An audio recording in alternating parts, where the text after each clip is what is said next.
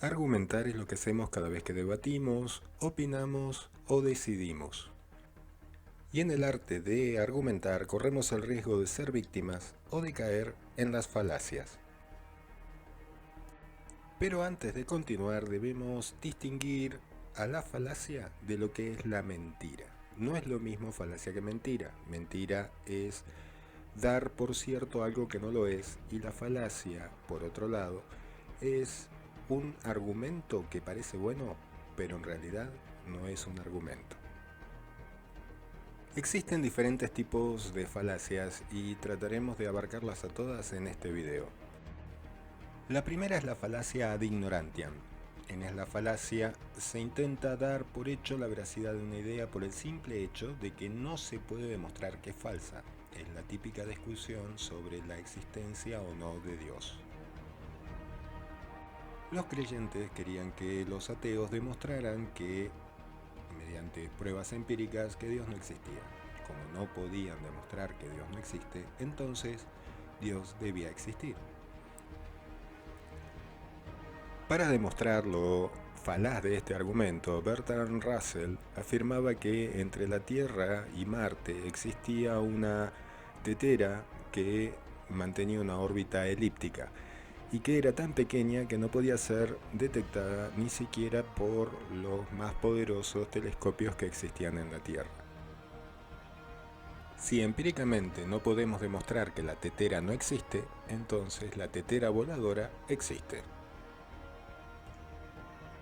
La falacia ad vericundiam o falacia de autoridad vincula la veracidad de una proposición a la autoridad de quien la defiende, como si eso proporcionase una garantía absoluta.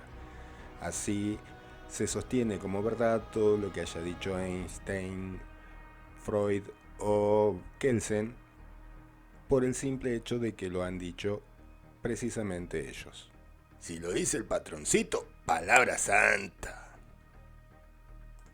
Ojo, esta falacia también tiene una subversión, que es cuando se cita a alguien que no tiene nada que ver con a pesar de tener autoridad, con lo que se está discutiendo. Por ejemplo, Einstein dijo que Ricky Martin es el mejor músico de la historia. El argumento ad consequentiam o falacia ad consequentiam es aquella en la que se intenta hacer ver que la validez o no de una idea depende de si aquello que se puede inferir a partir de ella resulta deseable o indeseable. Mirá que los alemanes van a invadir Polonia, con lo que va a sufrir la gente de Polonia. La generalización apresurada es aquella en la cual no se cuentan con datos de base suficientes. Tal es el caso de decir todos los gallegos son cejijuntos o que todos los judíos son tacaños. La falacia anecdótica, a diferencia de la falacia de generalización, tiene el problema de que parte de mala información, no de información insuficiente. Así sería, por ejemplo, el exigir que se cubra mediante la obra social la tirada de cartas, solo por el hecho de que cuando yo lo hice me sentí bien. La falacia del hombre de paja es en aquella que se critica a la persona del oponente en el debate y no a las ideas del oponente. Un ejemplo lo encontraríamos en una línea argumental en la que se critica a una formación política por ser nacionalista, caracterizándola como algo muy próximo a lo que fue el partido de Hitler. La falacia post hoc ergo propter hoc es un tipo de falacia en el que se da por sentado que si un fenómeno ocurre después de otro, es que está causado por este, a falta de más pruebas que indiquen que eso es así. Eso es como decir que porque María se tomó un helado en la terraza de su edificio, dos autos chocaron. La falacia ad hominem es aquella en la que se niega la veracidad de ciertas ideas o conclusiones, resaltando las características negativas, más o menos distorsionadas y exageradas, de quien las defiende, en vez del argumento en sí mismo. Te voy a dar la razón el día que te bañé.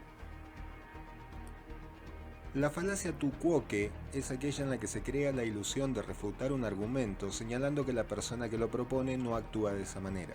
El caso más famoso podría ser el haz lo que ellos dicen, pero no lo que ellos hacen, que viene en la tradición bíblica. La falacia de composición es el error a la hora de razonar cuando intentamos llegar a conclusiones acerca de un elemento partiendo de algo que lo compone. Tal es el caso de que si el sodio en contacto con el agua se incendia al agregarle sal a la comida, esta debe incendiarse. Y por último, la falacia ad populum, en la que se considera que algo es verdadero porque la mayoría cree que es verdadero.